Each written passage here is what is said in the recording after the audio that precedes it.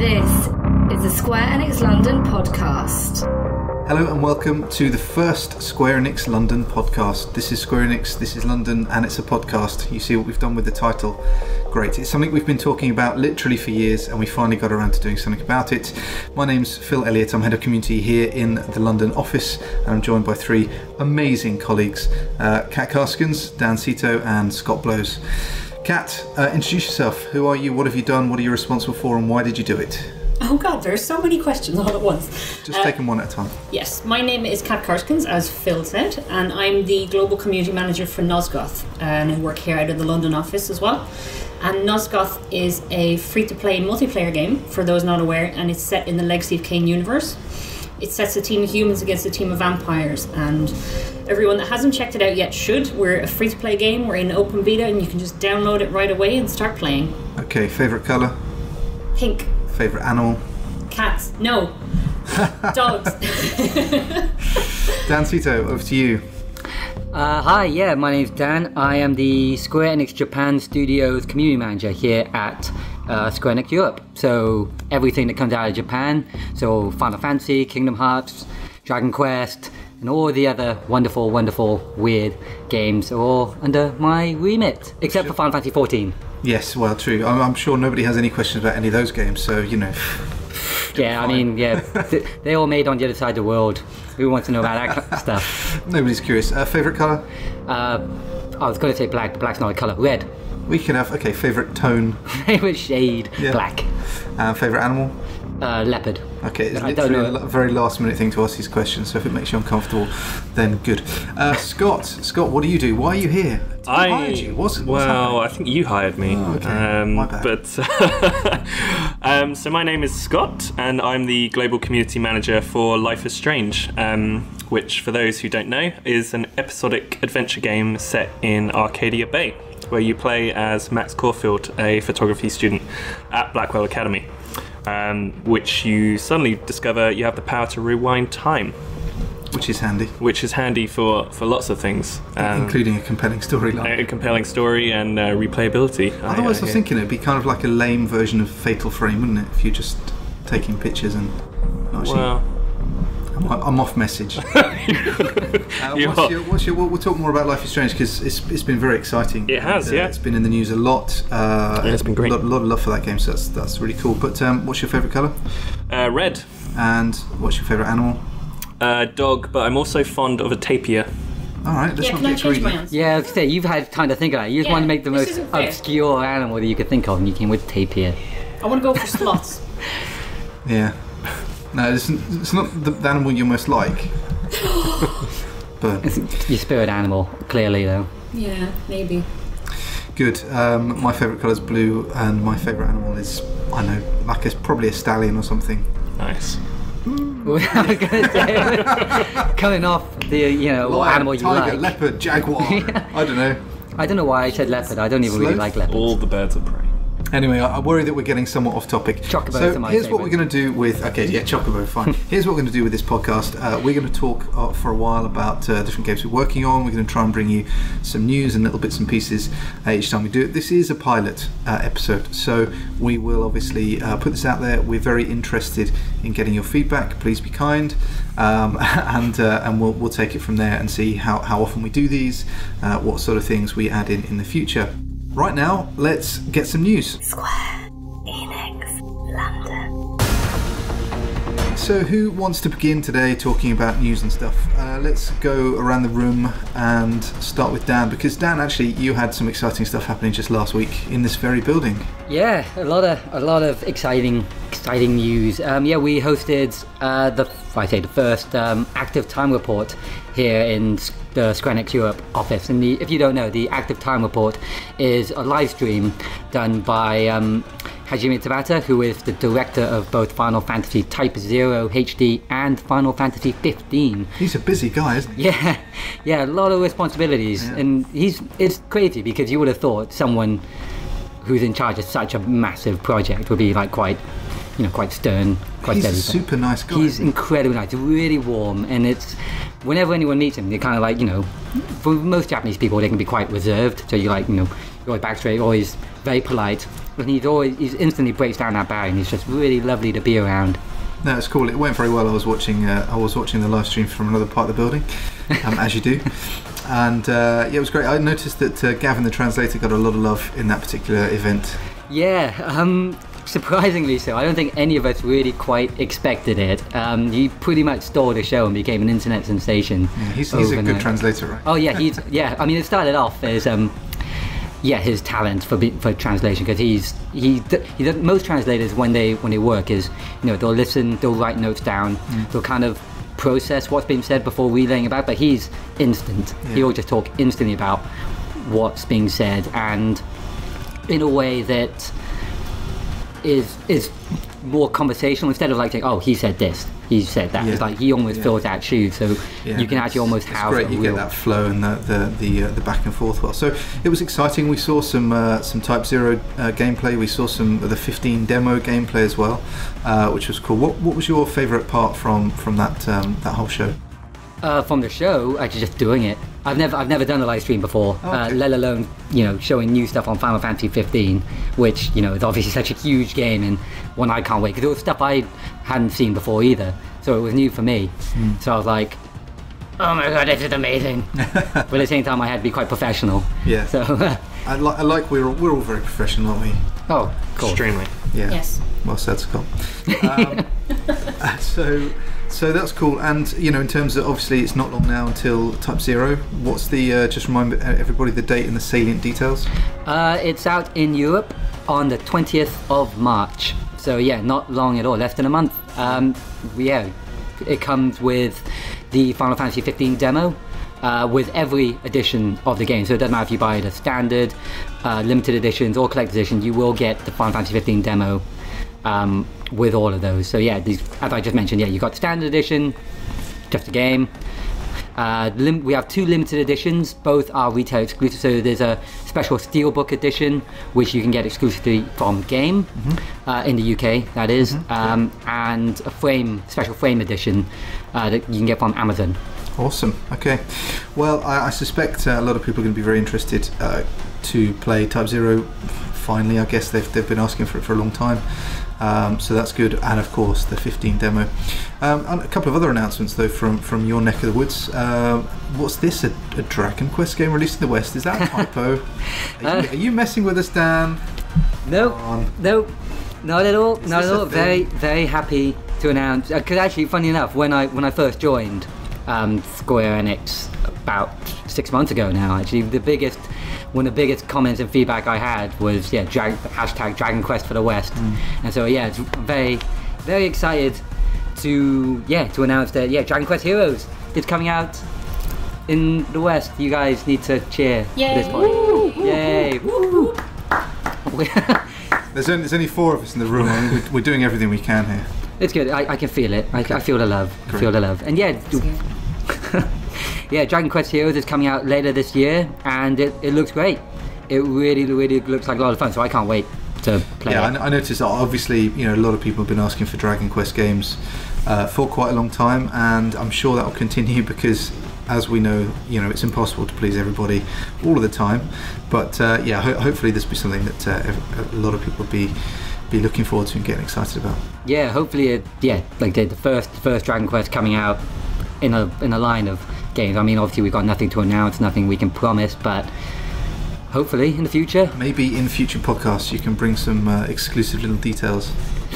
Oh, don't put me on the spot. Now. Yeah, I'm going to say, oh man. Pressure. Yeah, we'll see. That's recorded. I guess another thing as well, a new mobile game which sort of came out of nowhere really, and I've been playing it quite a bit. It's called Heavenward Strike. Heaven Strike Rivals. Heaven Strike Rivals. Where did I get Heavenward Strike from? I don't know. Not very good on the message there, but that's because when you're playing it, you're just skipping through the title screen, so you can get right to the action. That's true, actually. Yeah. No, it's a kind of a tactic style game, and there's actually quite a lot of depth in there, which I wasn't necessarily expecting, and it kind of reminds me.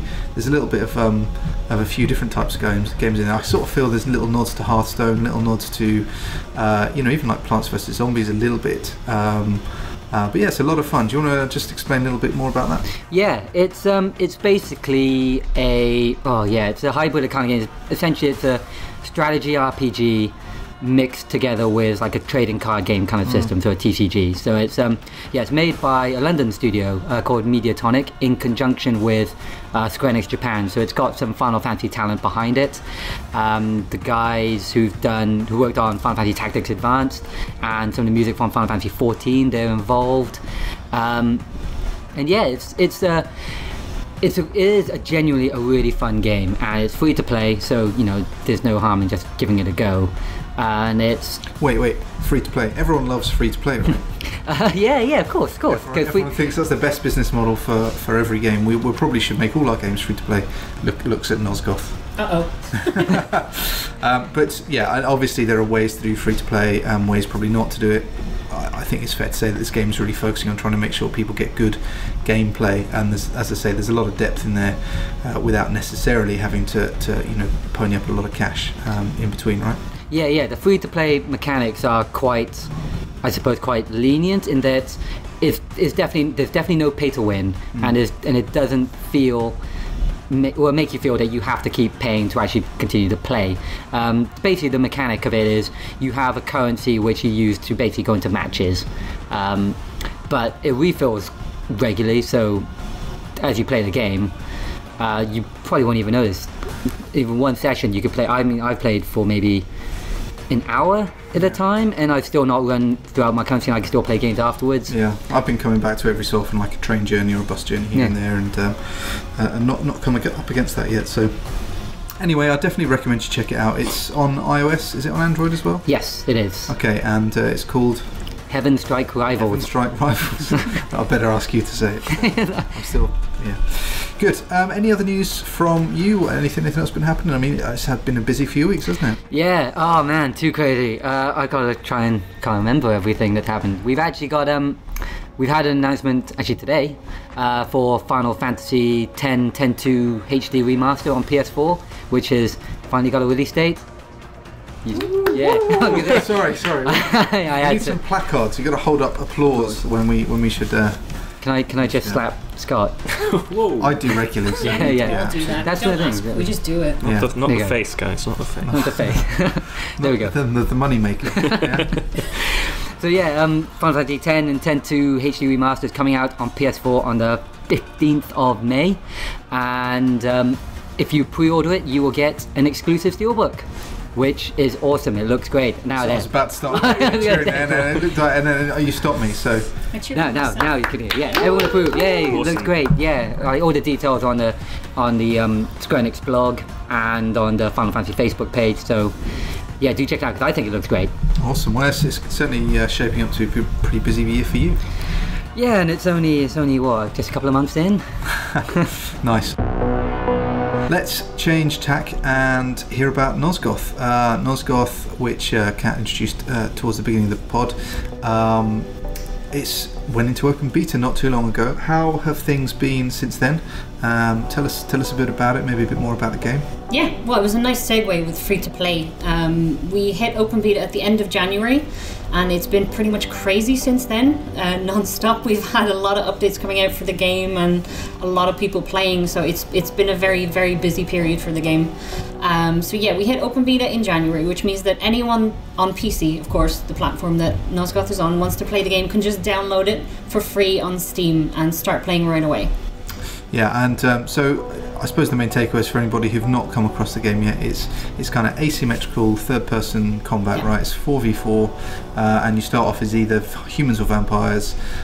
Humans are kind of excel at ranged attacks, vampires at melee, and then you kind of do one match, then you swap around at half time, and then if you start off as humans, then you go vampires, and so everyone gets a turn. Yeah, exactly. I mean, asymmetric combat is one of the things that makes Nosgoth really fresh and sets it apart from a lot of multiplayer games. I mean, that's what I do. I play multiplayer games, and Nosgoth feels quite different because on one side you do play as humans, and they have ranged attacks, so they use crossbows, grenade launcher type weapon, that sort of stuff. And then on the vampire side, you all use melee attacks. So it's all about getting in close range and doing damage then. But because you have to close that gap, we balance that by letting you essentially climb any surface you want. And one of the vampires can actually fly as well. So it's all about closing that gap, getting in as close as possible, and doing as much damage as you can to those humans.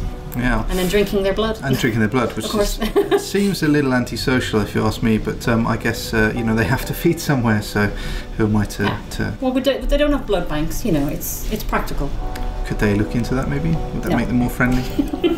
Brings vampires closer together though, surely, because they have to work together to target those humans. A bit of buddy time, like, oh mate, I need some help because I'm really hungry. Go on, I'll give you a hand. And that's exactly how Nosgoth works. You work together as a team to kill the humans and feast on their bodies. And there's quite a lot of different character classes as well. I always get picked up by the flying vampires, which I find really annoying just as I'm about to... Yeah, that's mainly me doing that, isn't it? But there's another vampire that kind of goes in disguise, so it looks like a human, and there's all kinds of different talents and stuff. It's very class-based. So if you've played a game like Team Fortress, for instance, it's along those kind of lines, except that it's third person. On one side, the humans have 5 classes at the moment. They're all quite different in the weapons they use, but each class has abilities as well. So for instance, you have a scout who is a bit of a sniper, a bit of a recon character. He can camouflage, he can use a grapple to get into sort of sneaky spots of the map. But then you might have the Prophet, who is essentially like a bit of a witch in our game.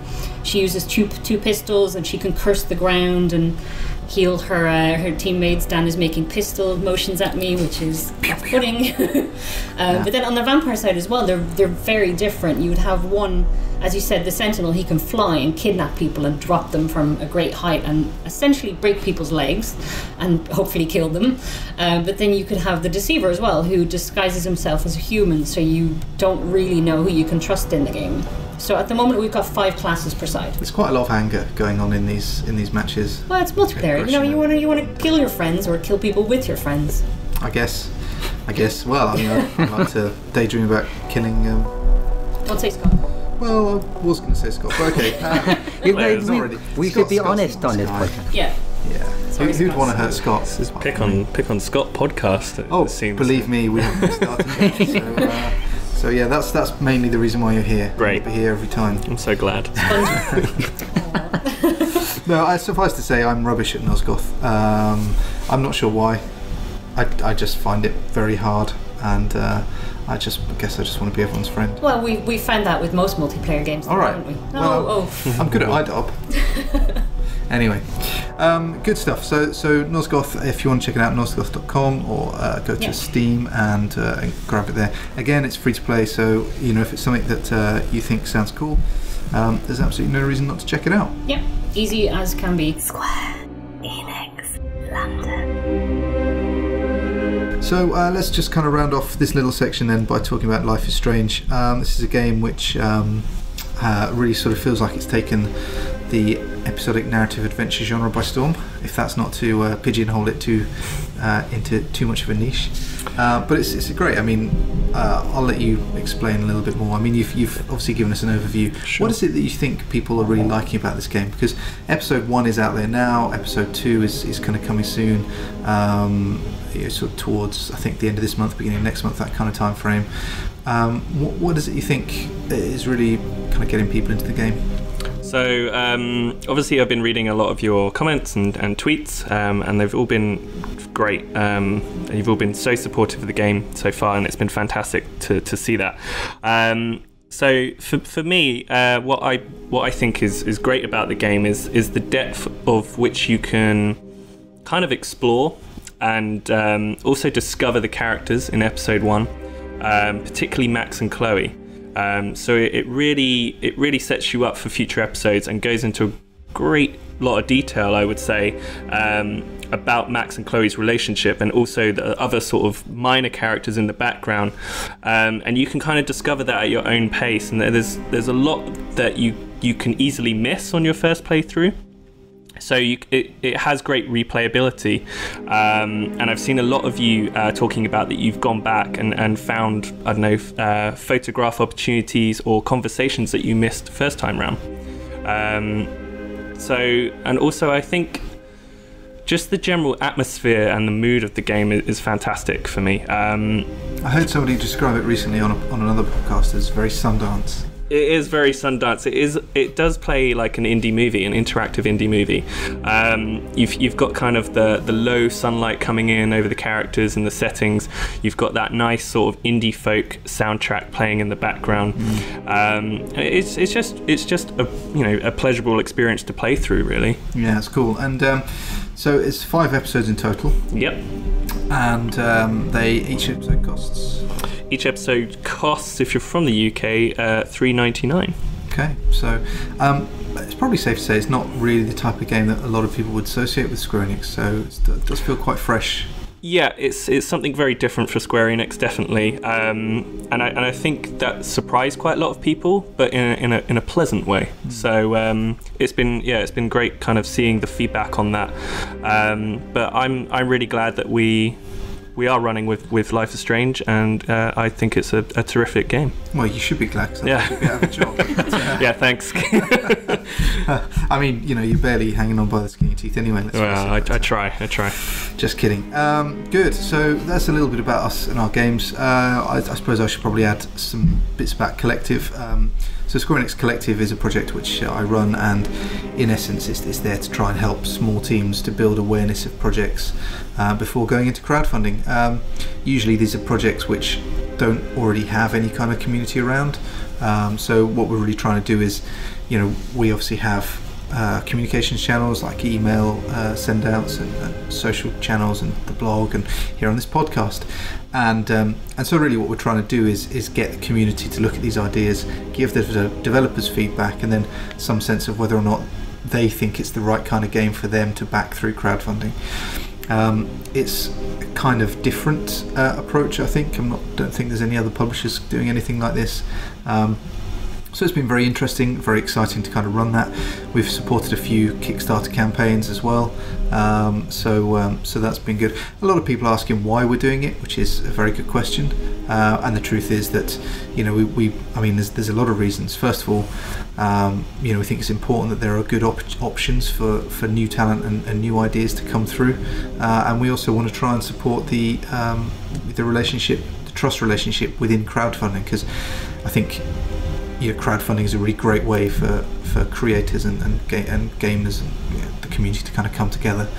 We're also interested in finding new IP potentially for us to sort of work more closely with in the future, but primarily I guess for us it's a great way of building relationships with talented teams, and I don't think there's any business out there that doesn't want to do that more. So we try to bring Collective together in a way that sort of benefits everybody, but it's quite experimental. So it's been around nearly a year, and there's lots more to come this year, so stay tuned. We obviously write a lot about that on the blog, so it's probably hard for you to avoid, but no doubt we'll kind of have more news about that in the next few weeks. This is the Square Enix London podcast. So what stuff was everyone playing? I mentioned IDARB. I've been playing a bit of that in the last couple of weeks, and the person that introduced me to the game I've been beating, much to their frustration. Anybody else been playing that? Not yet. I have downloaded it though. Okay. I'm looking forward to trying it. It's right up my alley. So that's an Xbox One exclusive, yeah. And it was free with Games for Gold.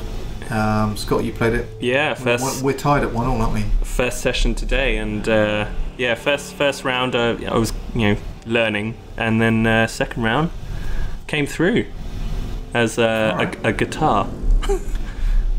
What? Oh, I see. You were playing as a guitar. I thought that was a really bad metaphor. No. I came through like a guitar.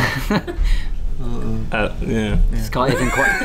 Scott isn't quite that Sundance. Like a perfect. No, sorry. No, he is the team hipster though. He's the designated Here we hipster go. of our group. The skinny jeans, the sort of slightly coiffed hair. He's our Gary Oldman. Yeah, he does look like Gary Oldman as well. How thick are your glasses? They're real. He doesn't. No, that wasn't a question. Hey, don't question the glasses. I'm wearing the same ones. Are they actually the same? Oh, no. No, I was going to say, they don't look the same. Guys, did you not talk to each other before you came on the podcast? Oops. Like, same glasses. It's like seriously. the Oscars. Yeah, it's not like people can't see what you're wearing. Come on. Vision it. His nickname's Commissioner. Sorry, Commissioner. Yeah, why don't I have a nickname? You do, but We can't. It's, We for can't. HR reasons, I'm not allowed to Crying share on it. the inside now. Yeah. Well, yeah, as long as you don't cry on the outside, then that's all. I think we all cry on the inside most of the time. especially around Scott. Yeah. Come on, guys.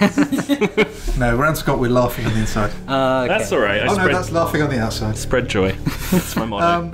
So yeah, we're good at getting off topic, aren't we? Yeah, what else? I'm still playing World of Warcraft. That's probably not a popular choice. I'm nearly finished with Assassin's Creed Unity now. That's a beautiful game. Has anyone else played that?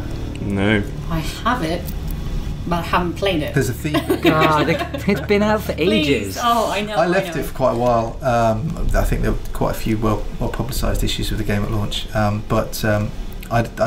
Christmas I was kind of getting into Far Cry 4, and I really wanted to leave a big gap.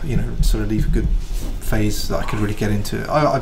Hands up, I liked pretty much all the Assassin's Creed games. So yeah, I'm a bit of a sucker for those. Sorry, again, probably not the popular stance. I think that's a few other things. I started playing Attila Total War as well recently. I like the big games, not really snackable experiences. How about others? Yeah, I'm playing Total War Attila right now as well. What, right now? Not literally right now. Can you focus on the podcast? Yeah, I'm sorry, boss. I'm sorry, I won't do it again. So I think I've probably played, I'm guessing, around 15 hours now, and I'm really enjoying it. The only problem I found is that, again, I realised I'm not very good at strategy games, but I do really enjoy playing them. So I've mainly been playing that lately, and then I dip into a few multiplayer games as well. So I pretty much just keep going back to Counter-Strike Global Offensive. I'm not 100% sure why. I started playing Evolve recently as well. That's the thing with new games, isn't it? You just want to play them loads when they just come out. Well, I like collecting games that I never play, and then I keep playing the same other games over and over again. So yeah, CS:GO. I mean, it's just fun to jump into, and when you're pretty decent at multiplayer games, which I like to think I am. Oh yeah, they stay fun. You're something of a big deal. Yeah, I know. Kind of a big deal around here. Well, and then within the multiplayer game environment. Well, yeah, there's not much competition. Yeah, okay. Yes. So, and then I've started playing Evolve a bit as well, and I need to get back to that and basically just try and get some friends to play it, because it's one of those games I think that's going to shine when you play it with other people. And right now, I've been playing it with randomers on the internet and with the bots. Yeah. And it hasn't quite grabbed me. So. Do you know what I have to say? I was having this conversation with someone the other day, and I seem to read and hear a lot of people talking about, how we're kind of still feels like we're very early in the console cycle, and everyone's kind of waiting for all these big games. There's loads of games out there. It's like I'm sort of surprised when you kind of dig in. If I look at the games that are out in the last 6 months that I still haven't even gotten around to taking the wrappers off, or that virtual wrappers on Steam if it's a PC game. There's so many games. I could happily take 6 months off and play games constantly, and probably still not get through the stuff that was released only in the last 6 months, let alone all the stuff I've accumulated in the years up to that point. Yeah, absolutely. I've got Dragon Age Inquisition. I haven't even started playing it yet. Same. I was dying to get that. I've got Mordor, Middle-earth, Shadow of Mordor as well. They just keep coming. Yeah. You gotta pick one and stick with it. That's what I'm doing. So one of our other colleagues, Toby, who no doubt you'll meet on future podcasts, is the person who will start a game and play no other games until he's finished that game. He's very focused. Yeah, I'm the same. Are you the same? Yeah. I can't do that. I like shiny things. I'm like a magpie. I used to be like that. I used to be like a bit of both. I always wanted to play the latest games first, just because everyone loves playing it, because they're talking about it, so I can get involved in the conversations. But lately, I just haven't really had the time, and I don't have a new gen console either. So, there are no JRPGs. There are no JRPGs on there yet. So come March, I'll pick one up, obviously for my own game. We have some in the games room that you can kind of jump on if you want. It's recorded now. There we go. Now you can't back out of that. And I've got like other games in a backlog as well. And like, to me, there's some great games like Shadow of Mordor. I've heard great things with the Nemesis system I really want to experience. But at the same time, there's not really enough that really drives me towards new gen that I'm like, this is completely different. I need to play this now. I mean, I did borrow my flatmate's PS4 to play Infamous, because I just love the other Infamous games, and I played Metal Gear, but they're relatively short games anyway. So apart from that, I I'm happy playing on my old systems. Fair enough. I like shiny new hardware. What's the hipster view of this kind of new generation? I got PS4 day one. No, that's not very hipster. No. That's fanboy. Wow. The tropes. I was straight out there. Don't cross the streams. Pre-ordered, delivered to my door. Pre-ordered? Yeah, Wow. ready to go. You had to have it before everyone else, so That it was is sort of hipster. Yeah. Well, Wanted to be talking I'm about not sure it. where hipster, fanboy, and early adopter kind of. There's got to be some sort of Venn Coincide. diagram for this. Yeah. Why did you get it? Why? What was the first games you got with it? I believe I got Killzone and I got Battlefield 4. I'm a big fan of Battlefield games, so... Yeah. Yeah, that's not hipster. Me too. Or did you play the Hardline beta? I played a bit of Hardline at Eurogamer, Okay. and I was a robber, and I had to stay in this golden car for as long as possible. It was good fun. Okay, well, that's pretty much all we have for this episode. We've not got any questions or anything else like that. Obviously, that's something that you can fix.